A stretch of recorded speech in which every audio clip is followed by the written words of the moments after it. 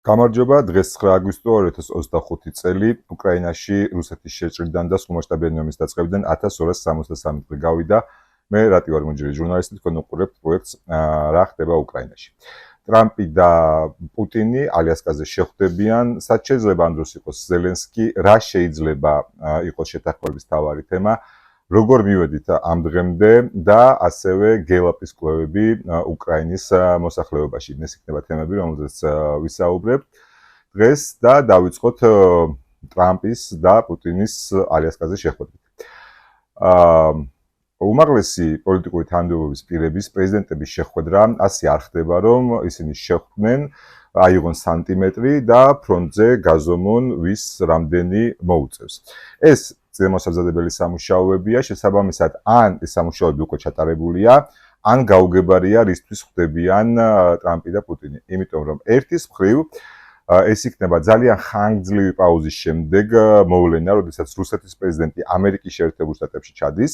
მეორეს მხრივ ეს შეხვედრა დგება ალიასკაზე. ალიასკა მოგეხსენებათ არის ამერიკის შეერთებული შტატების ერთ-ერთი შტატი, თუმცა ის რუსეთისგან შესყიდულია.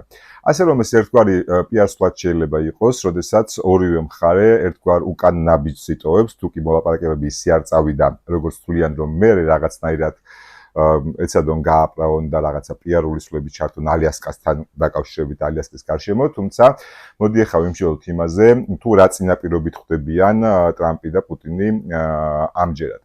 საუბარი მათ შორის შეეხო იმას, როგორც რუბიომ თქვა, რომ რაღაც ტერიტორიულ გაცვლებზე შეიძლება იყოს საუბარი, ამას მოყვა ზელენსკის მხრიდან ისევ კიდევ ერთი მკაფიო განცხადება, რომ არავითარ შემთხვევაში ტერიტორიული დათმობები უკრაინის მხრიდან არ განიხილება და აქვე შემოდის საქმეში ზელენსკი. როდესაც ვიტკოფი იყო ჩასული რუსეთში, ამის შემდეგ გავრცელდა ინფორმაცია, რომ იქ მოილაპარაკეს ტრამპის და პუტინის შეხვედრაზე. შემდეგ უკვე პუტინმა გააკეთა განცხადება, რომ ის არ არის წინააღმდეგი და პირიქით მოხარულია ნებისმიერ დროს შეხვდეს პრეზიდენტ ტრამპს. ზელენსკიზე რო კითხეს, ზელენსკიზე თქვა, რომ არ ვარ წინააღმდეგი, თუმცა ამას წინაპირობები აქვს და ბევრი საკითხი უნდა იყოს გადაწყვეტილი, სანამ მე და ზელენსკი შევხვდებით. ამის შემხვედრი პასუხი ამერიკის შეერთებულ შტატებისგან და პირადად დონალდ ტრამპისგან იყო, რომ ის მზად არის პუტინს შეხვდეს, თუ კი პუტინი თავის მხრივ ზელენსკის შეხვდება. შემდეგ გავიდა გარკვეული დრო და ახლა ჩვენ უკვე ტრამპისგან ასეთი წინაპირობა აღარ გვესმის და მხოლოდ გვაქვს ანონსი, რომ 15 აგვისტოს დამდეგ პარასკევს ერთ კვირაში თითქმის ალიასკაზე ეს შეხვედრა შედგება. ეს თუ კი აი ასეთი ყოველგვარი წინაპირობის გარეშე შეხვედრა იქნა, შეგვიძლია ვთქვათ, რომ ეს არის პუტინის კიდევ ერთი გამარჯვება. შეგახსენებთ, რომ ტრამპმა მისი მოღვაწეობა დაიწყო პუტინის საერთაშორისო იზოლაციიდან გამოთიშვით, როდესაც მასთან სატელეფონო საუბრები დაიწყო და ახლა უკვე ეს იქნება პირისპირ შეხვედრა, როდესაც პუტინი და ტრამპი შეხვდებიან და ეს კიდევ ერთი წინგადადგმული ნაბიჯი იქნება პუტინისთვის საერთაშორისო იზოლაციიდან გამოსასვლელად. ასევე ძალიან მნიშვნელოვანია იმდენად, რამდენადაც აქამდე, ასე ვთქვათ, აი იმ თეორიაში, სადაც დედამიწის გარკვეული ნაწილი მიიჩნევს, რომ ეს არის დიდი ბრძოლა ჩრდილოატლანტიკურ სივრცესა და გლობალურ სამხრეთს შორის და მე პირადად ამას შემიძლია დავარქვა ცივილიზაციისა და ბროტების ღერძის ბრძოლა. ძალიან ცხადი იყო, რომ ცივილიზაციის მხარეს ამერიკა ლიდერობდა, ხოლო გლობალურ სამხრეთს ჩინეთი ლიდერობდა, სწორედ ეს ორი დომინანტი იყო და აქ ამ ომმა პუტინი მეორე ხარისხოვან მოთამაშედ აქცია, რომელიც სის ჭრილში იყო და პრაქტიკულად რუსეთი ჩინეთის ვასალი არის დღესდღეობით ჩვეულებრივად და თუ კი ახლა ასეთი შეხვედრა შედგება პირდაპირ ტრამპსა და პირდაპირ პუტინს შორის, ეს პუტინს ასე ვთქვათ მიცემს, რომ შეცვალოს ეს მოცემულობა და ამ მდგომარეობა. ზოგადად რო ვთქვათ, თუ კი ვინმე იხეირა ამ ომიდან და თუ კი ვინმე ასე ვთქვათ წარმატებულ პოლიტიკას აწარმოებს, ეს არის ჩინეთი. ჩინეთი, რომლისთვისაც აი ამ დაპირისპირებაში ევროატლანტიკურ სივრცესთან მნიშვნელოვანია დომინანტობა. თავისთან გლობალურ სამხრეთში, ასე ვთქვათ, უკვე უპირობო ლიდერი არის, მას კონკურენტები არ ყავს, ხოლო ეს ომი მას საშუალებას აძლევს რუსეთი კიდევ უფრო დაასუსტოს და ამით მისი გავლენა კიდევ უფრო გაიზარდოს, თუმცა აქვე უნდა აღინიშნოს, რომ ეს ომი რა თქმა უნდა ასუსტებს დასავლეთსაც, იმიტომ რომ ის მუდმივად ფინანსებს ხარჯავს უკრაინაში, ის უძლებულია სამხედრო წარმოებაზე გადაერთოს, შესაბამისად, ამით მეტწილად, გარკვეულწილად სუსტდება თვითონ დასავლეთის. შესაბამისად, ჩინეთი ეცდება აი ამ პოლიტიკის, ასე ვთქვათ, გაგრძელებას და როგორ შედეგსაც არ უნდა მიაღწიონ, ასე ვთქვათ, პუტინმა და ტრამპმა, ვფიქრობ, ჩინეთი ეცდება ეს ბალანსი არ მიიღოს და საბანი თავის მხარეს გადაკაჩოს, ასე ვთქვათ. რაც შეეხება დასავლეთიც არ მიიღებს პუტინის და ტრამპის, ასე ვთქვათ, დასავლეთი მინუს ამერიკა, პუტინის და ტრამპის რაღაც გარკვეულ უპირობო შეთანხმებებს, რადგან ეს ყველაფერი მე მაგონებს, იმასაც ერთხელ უკვე გავიარეთ და ეს ეხება ტრამპის გაპრეზიდენტებიდან მალევე პერიოდს, როდესაც ტრამპი ცდილობდა ზელენსკიზე ზეწოლით და ევროპის გვერდზე გაწევით ომის დამთავრებისთვის მიეღწია.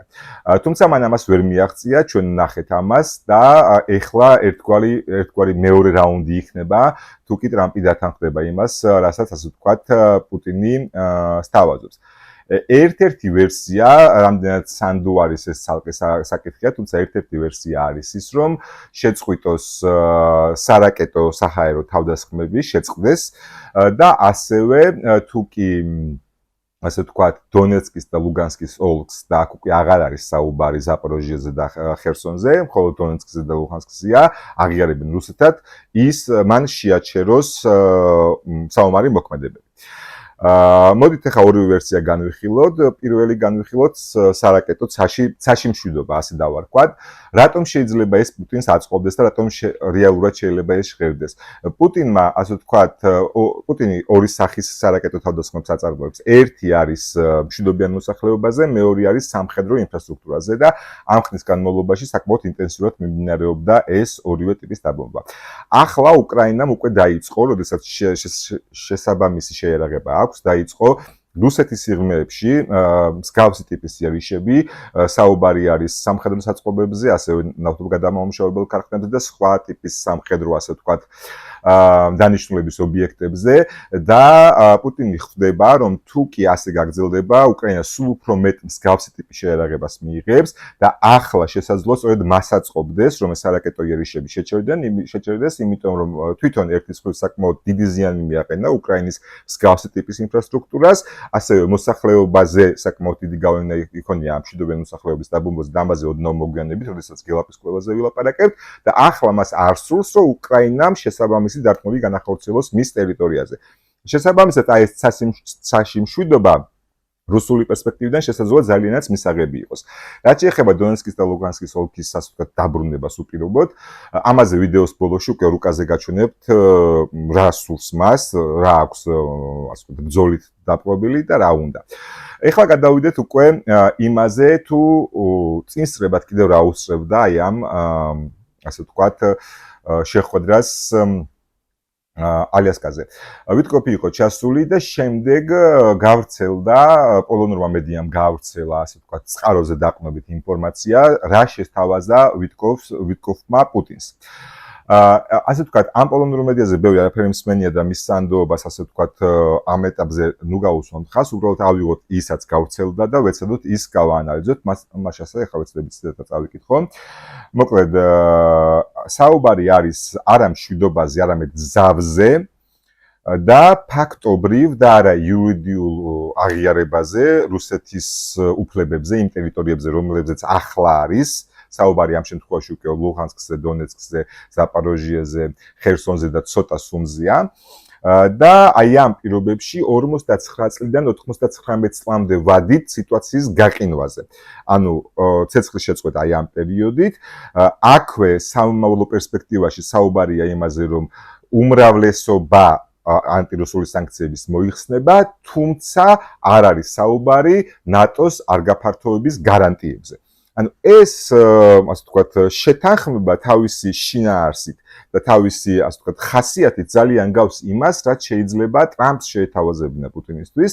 იქიდან გამომდინარე, რომ ესეთი დილ, რასაც ეძახის პუტინი, ბოდიში ტრამპი, ამას ძალიან გავს, თითქოს ყველა კმაყოფილი უნდა იყოს, პუტინმა უნდა მიიღოს ის, რაც უნდა, ასე ძალიან და ხანგრძლივი ვადით, არა იურიდიულად და არა სამუდამოდ, თუმცა ეხლა 49 წლიდან 99 წლამდე თქვენ განსაზღვრეთ რა მოხდება ამის მერე. მეორე მხრივ უკრაინას რჩება ის, რაც ბრძოლით დაიცვა და ასევე პერსპექტივა ნატოში, იმიტომ რომ ნატოზე აქ საუბარი აღარ არის ნატოს არ გაფართოებაზე და გარდა ამისა უკრაინის აღდგენაზე, რა თქმა უნდა, ასე თქვა ძალიან ბევრი საუბარია, რა თანხები გამოიყოფა და რა ინვესტიციები წავა უკრაინაში. აი ამ ლოგიკიდან გამომდინარე, შესაძლოა ეს ყოფილიყო ტრამპის შეთავაზება პუტინისთვის, თუმცა რამდენად დათანხმდება კრემლი ამას უცნობი არის. და პრინციპში თუ კი გავითვალისწინებთ იმ ხმებს, რომელიც აი ამ ალიასკას შეხვედრის წინ მიმდინარეობს, შეგვიძლია ვთქვათ, რომ არც დათანხმდა და ოღონდ რაღაცა სხვა შეთანხმებაზეა საუბარი, თითქოს რაღაცა მხოლოდ დონეცკის და ლუჰანსკის შესახებ იქნება საუბარი. მოკლედ, ნახოთ რა მოხდება 15 აგვისტომდე ბევრი დრო არ დარჩა, თუმცა მე მაინც ასეთ ფრთხილ პროგნოზს გავაკეთებ, რომ ჩვენ დავრჩებით ზაზუნას დღეში. ანუ დღეში, როდესაც საუბარი არის გაბუნებებული მშვიდობაზე, თუმცა მშვიდობა არ დგება და ამას მიმტკიცებს ის მოსაზრება, რომ ყველაფერი იქიდან მიუთითებს, რომ ამ ეტაპზე ევროპა და უკრაინა, ასე ვთქვათ, არ ფიგურირებს აი ამ შესაძლო მოლაპარაკებებში. ნახოთ, პარასკევამდე არის საკმარისი დრო იმისთვის, რომ ვთქვათ, იგივე ტრამპმა გაიაროს კონსულტაციები ევროპასთან, მათ შორის გაჩნდა ინფორმაციები იმის შესახებ, რომ თითქოს შესაძლოა ბრიტანეთში შეხვდნენ ევროპის ლიდერები ზელენსკისთან ერთად ტრამპს. მოკლედ, ნახოთ ამ მიმართულებით რა მოხდება, თუმცა ნებისმიერ შემთხვევაში კიდევ ერთხელ ვივარაუდებ, რომ ეს იქნება მორიგი ზაზუნის დღის გათენება, როდესაც აი ესე ახლოს ვიყავით მშვიდობასთან, მაგრამ მშვიდობა ვერ შედგა. თუ კი ჯერ კიდევ უყურებთ ვიდეოს, დალაიქეთ ის, თუ არ დაგილაიქებიათ, ასევე გამოიწერეთ გვერდი, გააშერეთ თქვენ სოციალურ ქსელებში. ახლა გადავიდეთ გელაპის კვლევაზე, რომელიც უკრაინაში ჩატარდა და რამდენიმე მიმართულებით არის, ციფრები რომ არ შემეშალოს, წავიკითხავ. მოკლედ, საუბარი ეხება, რომ 69% უკრაინის მოსახლეობის მხარს უჭერს ომის მოლაპარაკებების გზით დამთავრებას და მხოლოდ 24% არის მომხრე, რომ გაგრძელდეს ომი სულ გამარჯვებამდე. ეს, ასე ვთქვათ, შეცვლილი არის 2002 წელთან მიმართებით. 2002 წელში პრაქტიკულად პირიქით იყო, 22% უჭერდა მხარს მოლაპარაკებებს, ხოლო 73% ფიქრობდა, რომ ომი უნდა გაგრძელებულიყო ბოლომდე. ასევე უნდა ითქვას, რომ აი ამ მონაცემების შეჯამებისას გასათვალისწინებელია, რომ მარტო 25%-ს ჯერა, რომ ომი უახლოეს 12 თვეში დასრულდება. გარდა ამისა, არის კიდევ ერთი ფაქტორი და ეს ეხება უცხოური ქვეყნების ლიდერების მხარდაჭერას და მოწონებას. ამერიკის ხელისუფლებას ამ დროისთვის იწონებს 16%, როდესაც 2022 წელს იწონებდა 66%. სამაგიეროდ გაიზარდა გერმანიის მთავრობის მოწონების პროცენტი, ეს არის 63%-ზე ავიდა. რაც შეეხება რუსეთის ხელისუფლება უკრაინაში 1%-ს მოწონს. აქ ჩვენ შეგვიძლია ვივარაუდოთ, რომ ეს რიცხვი რეალობაში შესაძლოა ცოტა მეტიც იყოს, თუმცა როდესაც ახლა საჯარო გამოკითხვა მიმდინარეობს, ცოტა უხერხული არის, რომ აგრესორი ქვეყნის ხელისუფლება მოხწონდეს და ამიტომ შესაძლოა უკრაინელების რაღაცა ნაწილი თავს იკავებდნენ დადებითი, ასე ვთქვათ, პოზიციების დაფიქსირებისგან და ეს 1% შესაძლოა ცოტა მეტიც იყოს, თუმცა მოცემულობა ასეთი არის. გარდა ამისა, შემცირებული არის კიდევ ორი მონაცემი და ეს ევროკავშირს და ნატოს ეხება. 32%-ს სჯერა, რომ შემდეგ დეკადაში ნატოში მიიღებენ, ხოლო 52%-ს სჯერა, რომ უახლოეს წლებში ევროკავშირში მიიღებენ და ეს ორივე მაჩვენებელი შემცირებულია 2002 წელთან მიმართებაში და ასევე არის კიდევ უშუალოდ ზელენსკის რეიტინგი, ის შემცირებულია 67%-მდე, ომის დაწყების შემდეგ ასული იყო 84%-ზე. ანუ ახლა ბოლო 3 წელნახევარში 84%-დან ჩამოვიდა 67%-მდე. მაგრამ უნდა აღენიშნოს, რომ 84%-მდე ზელენსკის რეიტინგი ავიდა ომის დაწყების შემდეგ. ომის დაწყებამდე იმავე გელაპის მონაცემებით 2021 წელში ზელენსკის პროცენტი იყო 41%, ასე რომ ეს ასე ვთქვათ ომის მახასიათებელი არის, შეგვიძლია ვთქვათ, როდესაც მშვიდობიანობის პერიოდში შენ სხვა კრიტერიუმებით აფასებ შენს ხელისუფლებას, შემდეგ ომის დროს ხდება კონსოლიდაცია ძალაუფლების გარშემო იმისთვის, რომ გადარჩე და ომის გადაღლის ფონზე, რა თქმა უნდა, ძალიან ლოგიკური არის შემცირება ზელენსკის რეიტინგის, თუმცა აქვე უნდა აღინიშნოს, რომ 67%-იანი მაჩვენებელი ნებისმიერ საერთაშორისო კვლევაში საკმაოდ მაღალ მაჩვენებლად ითვლება და აქვე, როდესაც მე ვიდეოს დასაწყისში ვსაუბრობდი, რომ როგორც ჩანს, პუტინმა თავის შედეგს მიაღწია მშვიდობიანი მოქალაქეების მასირებული და განგრძობადი დაბომბვით, მათ შორის ეს სწორედ აისახა ამ კვლევაშიც. ალბათ და არავინ ასე ვთქვათ შემეწინააღმდეგება იმაში, რომ ძალიან რთულია იცხოვრო რეალობაში, სადაც ყოველდღე იბომბები და არ იცი, რომ დაიძინებ, გაიღუძებ თუ ვერა და შენს საცხოვრებელ სახლს რაკეტა დაეცემა თუ არა, ამიტომ აი ეს ერთგვარი გამოხმაურება არის უკრაინის მოქალაქეებში იმ სისასტიკის, რომელსაც პუტინი მუდმივად იჩენს მთელი ამ ომის განმავლობაში. აქვე ერთი ასე ვთქვათ შედარება გელაპმა იმავე პერიოდში ამერიკაში ჩაატარა კვლევა და ამერიკელი მოქალაქეების გამოკვლევით გაგიკვირდებათ და ორჯერ მეტ ამერიკელს მოწონს ზელენსკი ვიდრე ტრამპი. ზოგადად ამერიკელებისთვის ასე ვთქვათ ლიდერების სიმპათიებში ლიდერობს ახალი არჩეული პაპი ლეონი ასევე მეორე ადგილზეა ზელენსკი, ხოლო თავად ტრამპი მე-11 ადგილზეა. ახლა თქვენ ეკრანზე სწორედ აი ამ მონაცემს, ამ გრაფიკას უყურებთ, რომელიც ასევე გელაპის გამოქვეყნებული არის. მოკლედ რომ შევაჯამოთ, ასეთი არის ვითარება, ასეთი არის მდგომარეობა 15 აგვისტოსამდე თითქმის ერთი კვირით ადრე. ვნახოთ რამე შეიძლება თუ არა ამ ერთ კვირაში და შეხვდებიან თუ არა ტრამპი და პუტინი ერთმანეთს ალიასკაზე, თუმცა ალბათ მაინც შეხვდებიან. აქვე კიდევ ერთხელ შეგახსენებთ, რომ გამოიწერეთ არხი და ლაიქეთ ვიდეო, გააშიარეთ თქვენ სოციალურ ქსელებში. ახლა გადავიდეთ ფრონტზე. ფრონტზეც რა თქმა უნდა ვითარება არ წყდება და მიმდინარეობს შეტაკებები. გარკვეული წინსვლა რუსებს აქვთ პოკროვსკის მიმართულებაზე, თუმცა როგორც ასევე ვიდეოს დასაწყისში აღნიშნე, ახლა უკვე რუკაზე შემოგთავაზებთ დონეცკის და ლუჰანსკის მოთხოვნა რა ლოგიკაში ჯდება და ასევე პოკროვსკის მიმართულებაზე რა წინსვლა ქონდა, ასე ვთქვათ, რუსეთს ომის დაწყებიდან. აი ეს არის საიტი Deep State, ასე ვთქვათ, სადაც ომის განმავლობაში ყოველდღიურ რეჟიმში ხდება განახლება საომარი მოქმედებების რუკაზე. აღნიშნებს, რომ დაუბრუნდეთ აი ვარდისფერად, სადაც ახლა კურსორია, ეს არის მონიშნული ადგილები, რომელიც ასე ვთქვათ, ოკუპირებული იყო 2014 წლის შემდეგ.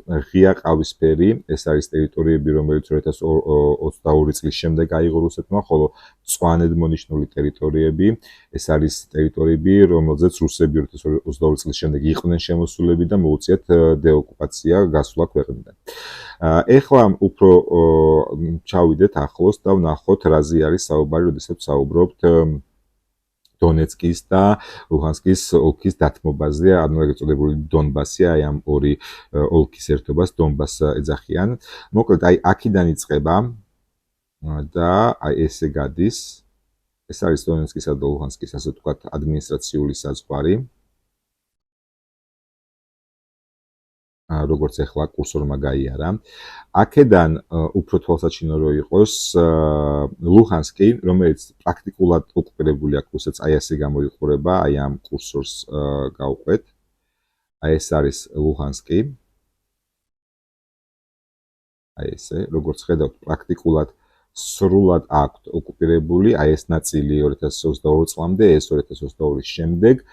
აი მხოლოდ აი ეს პატარა მონაკვეთი მწვანე არის ლუჰანსკიდან დარჩენილი, რომელსაც აკონტროლებენ უკრაინელები. აბსოლუტურად განსხვავებული სიტუაცია არის დონეცკის მიმართულებით, გაცრავად.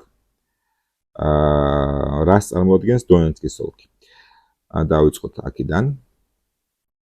აი ესე მივყვებით დონეცკის ოლქს.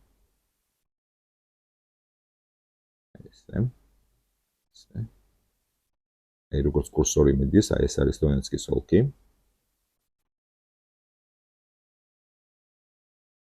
აი ეს ჩამოვა. აი ეს არის დონეცკის ოლქი. დონეცკის ოლქიდან აი ეს ნაწილი 2022 წლამდე ოკუპირებული, აი ეს ნაწილი 2022 წლის შემდეგ. აი ეს ნაწილი დონეცკის ოლქისა ოკუპირებული იყო 2022-ის მერე, აი ეს მწვანე ნაწილი, ხოლო ახლა დეოკუპირებულია. და ამ ყველაფრის ფონზე პუტინს სურს, რომ აი ეს, რაც თეთრი არის, აი ეს მიიღოს უბრძოლველად. იმისთვის, რომ მას ამ ბრძოლით ამ ყველაფრის მისაღებად სჭირდება სლავიანსკი და კრამატორსკი, ეს ორი დიდი ქალაქი, იმისთვის, რომ წინააღმდეგობის ხაზი მასშტაბურად გააღვიოს, თუმცა იმისთვის, რომ ჩვენ ნახოთ, რამდენად წინ მიიწევს ფრონტი, ჩავიდეთ ქალაქ პოკროვსკში, რომელიც ახლა საკმაოდ რთულ ვითარებაში არის, აი ეს არის პოკროვსკი. როგორც ხედავთ, ნახევარ ალყაში არის მოქცეული. თუმცა აი ამ რუკის მეშვეობით ჩვენ ახლა გადავალთ 1 იანვარზე და ვნახავთ 1 იანვრიდან დღემდე როგორ წამოიწია წინ რუსულმა ძალებმა. აი ეს არის პოკროვსკი, რომელზეც გვაქვს საუბარი ახლა.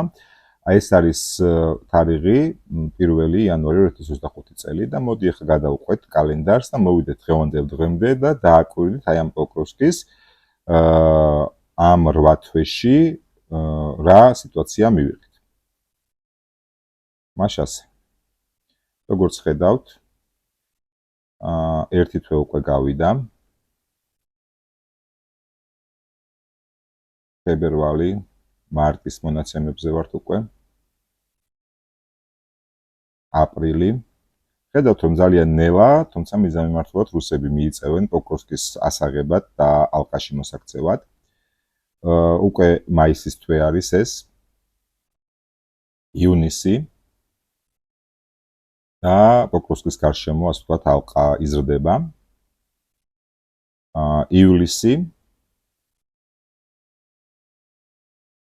და გადმოვედით აგვისტოში, მოვედით დღევანდელ დღემდე.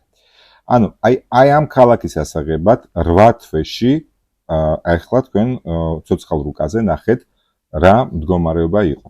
შესაბამისად, ჩვენ შეგვიძლია ვთქვათ, რომ თუკი აი ცოტა საერთო ხედში შევხედავთ, საერთოდ რუკაზე არც კი ჩანს რა ტიპის დასახლებაზე არის საუბარი, იმდენად პატარა არის. და აი ამ დასახლების აღებას 8 თვეში აი რამდენი კილომეტრით წაიწიეს წინ და ჯერ კიდევ სრული ალყა, ასე ვთქვათ, შემორტყმული არ არის. მიუხედავად ამისა, როგორც ხედავთ, სამხრეთის მხრიდან საკმაოდ ახლოს არიან ქალაქთან მისულები და აქედან ხდება სწორედ ერთეული დივერსიული ჯგუფების შესვლა, თუმცა უკრაინელები ჯერ კიდევ ასე ვთქვათ, საკმაოდ მყარად დგანან აქ. ჯერჯერობით ყოველ შემთხვევაში პოკროვსკი სრულად არა აქვს რუსებს აღებული. ძირითადი მიზანი მაინც კონსტანტინოვკას, კრამატორსკის და სლავიანსკის აღება არის, იმიტომ რომ ამის შემდეგ უკვე ძალიან ადვილი იქნება აი ამ საზღვარზე გასვლა. რატომ არ არის ეს რეალური, ჩემი აზრით, რომ უკრაინამ დათმოს უბრძოლველად, იმიტომ რომ აი ამ მთელ სიგრძის ხაზზე გადის ძალიან მასირებული, ფორტიფიცირებული ნაგებობები, საფორტიფიკაციო ნაგებობები, ციხესიმაგრეები, მთელი ასე ვთქვათ, სისტემა არის შექმნილი და სწორედ აი ეს არაძლევს საშუალებას რუსეთს, რომ იგივე თუნდაც რაც ჩვენ ნახეთ ლუჰანსკის მიმართულებით, რამდენად სწრაფად ასე ვთქვათ, გახდა შესაძლებელი ლუჰანსკის აღება, აი შესაბამისად ვერ მოახერხეს დონეცკში, იმიტომ რომ აი ეს საფორტიფიკაციო ნაგებობები ძალიან ასე ვთქვათ მყარია და შესაბამისად ამ ყველაფრის უბრძოლველად დათმობა ჩვენ მოგცემს ვითარებას, როდესაც შემდეგ უკვე გაუადვილდება რუსეთს შემდგომი საბრძოლო მოქმედებები ხარკოვის მიმართულებით, ზაპოროჟიეს მიმართულებით, ხერსონის მიმართულებით, შესაბამისად ჩვენ უნდა ვივარაუდოთ, რომ ეს მოთხოვნა ასე ვთქვათ, ძნელად შესრულდება. მადლობა, დღეისთვის სულ ეს იყო. კიდევ ერთხელ გამოიწერეთ არხი, დააშერეთ ვიდეო. დასვით ლაიქი, ეს ჩვენ დაგვეხმარება, რომ უფრო მეტ ადამიანთან მივიტანოთ პერსპექტივა იმის შესახებ, თუ რა ხდება უკრაინაში.